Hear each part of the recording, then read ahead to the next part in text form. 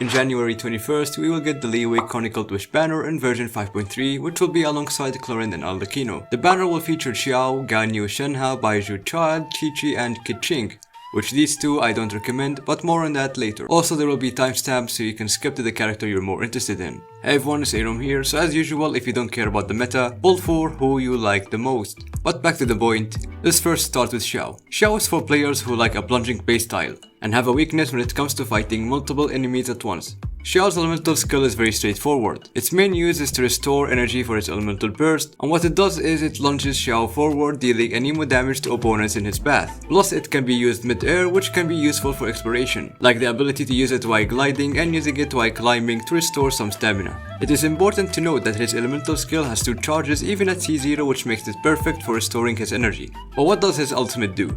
Xiao's ultimate heavily increases his jumping ability, allowing him to do plunge attacks. On top of that, his attacks will be anemo infused without the ability of being overridden, and it increases his attacks AoE damage both for normal attacks and plunging attack. It's important to know that Xiao will continuously lose HP during his ultimate state, and now for his passive talents.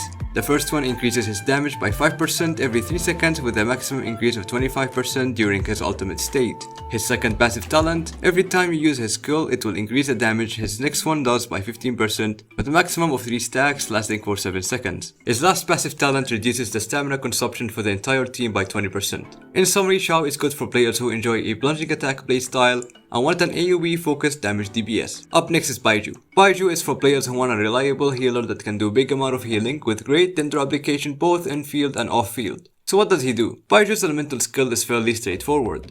When he uses it, he summons a Gossamer sprite that cruises and attacks nearby opponents, dealing dendro damage, and after it hits the opponents or if there's no enemies nearby, it will return, healing all allies based on Baiju's max HP. His elemental burst will make him enter the pulsing clarity state, creating a shield that absorbs dendro damage with 250% effectiveness. It will also heal the active character based on Baiju's max HP, plus it will attack opponents by unleashing spirit veins, dealing dendro damage if any of the following happens: when a character is under the protection of a seamless shield, and a new seamless shield is formed, or when the seamless shield's effects expire, or when it is shattered. His first passive talent will give Baizhu different effects according to the HP of the current character in the field. When their HP is less than 50%, Baizhu gains 20% healing bonus, or instead, when their HP is equal to or more than 50%, Baizhu gains 25% dendro damage bonus. For his second passive talent, characters who are healed by his ultimate shield will gain the Year of Verdant Favor effect. Basically, for each 1000 max HP that Baizhu has, that does not exceed 50,000, will increase the Burning, Bloom, Hyper Bloom, and Burgeon reaction damage dealt by these characters by 2%. While the aggravate and spread reaction damage dealt by these characters will be increased by 0.8%. This effect lasts a total of 6 seconds. His last passive talent allows Baizhu to heal the current active character every time he picks up a harvestable crop in the open world by 2.5% of his max HP. To sum up, Baizhu is for players looking for a great healer who can also buff their dendro team by applying dendro and buffing dendro reaction damage. He's not good if you're looking for a shielder.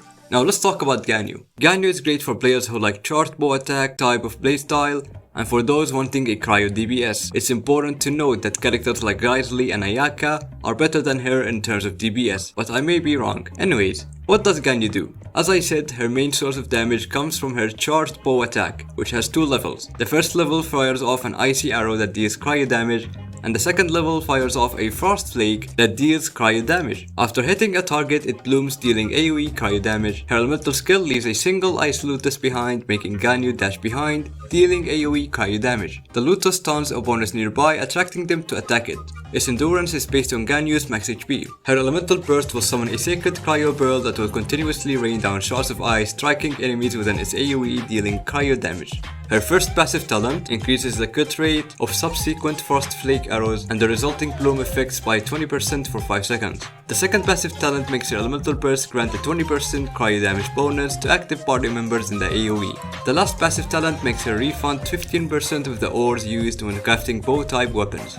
To sum up, she's a great unit for those who like a charged bow attack playstyle that are also missing a cryo DPS, but if your main goal is a cryo DPS, you have better options like Grizzly and Ayaka. Up next is Shenhe, who is great for players looking forward to further buff the damage of any cryo DPS they have, thanks to her buff to allies cryo damage. If you use her skill, she will grant all party members the icy coil and deals cryo damage. If you tap it, Shenhe rushes forward with the Talisman Spirit, dealing cryo damage along the path, but if you hold it, Shenhe commands the Talisman Spirit to deal AoE cryo damage. But what is the ice equal?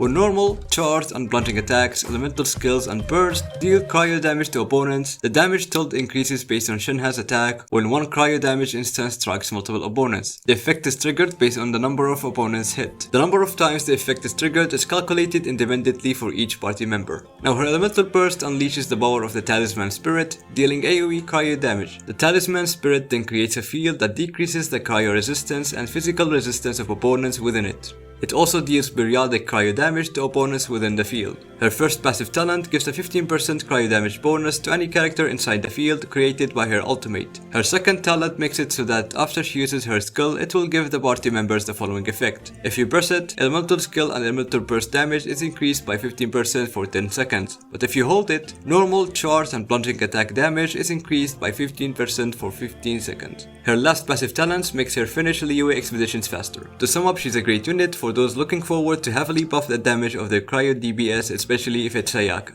The 11th of the 11 Fatui Harbinger's Child is a unit for those players who are looking forward to having a Fatui Harbinger collection. I don't recommend him since literally every other Hydro DPS character is better than him except Ayato maybe. But if you want a Hydro DPS that can do decent wave damage, he's not a bad option. But what does he do? First, let's talk about his Riptide effect. Opponents affected by Riptide will suffer from AoE Hydro damage effect when attacked by Tartaglia in various ways. Riptide Flash is when a fully charged aim shot hits an opponent affected by Riptide, dealing consecutive bouts of AoE damage. It can occur once every 0.7 seconds. The Riptide Burst is when you defeat an opponent affected by Riptide, which creates a Hydro Burst that inflicts the Riptide status on nearby opponent's hit. His elemental skill unleashes a set of weaponry made from pure water, dealing hydro damage to surrounding opponents and entering melee stance. In this stance, Tartaglia's normal and charged attacks change as follows. His normal attack performs up to 6 consecutive hydro strikes, whereas his charged attack unleashes a cross slash dealing hydro damage.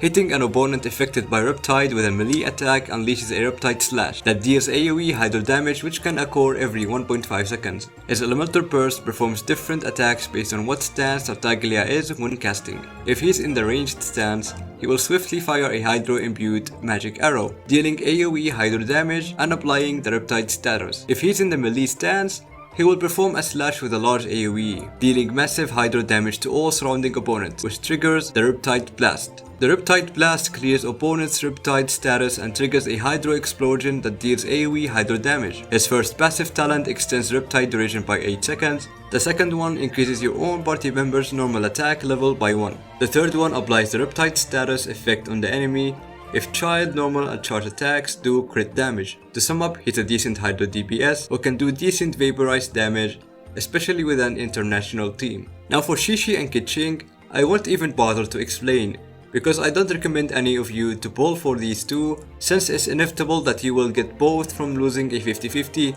plus they are very weak units. If you want a Electro DPS, get Chlorend, who's better than Keqing in every way possible, and will also be in the same phase as the Chronicled Wish. And Qiqi, yeah, just don't even think about it, trust me. Even if you like that character, you will inevitably get her. I hope this video was helpful, and if it did, please subscribe, like, and as usual, I hope to see you soon.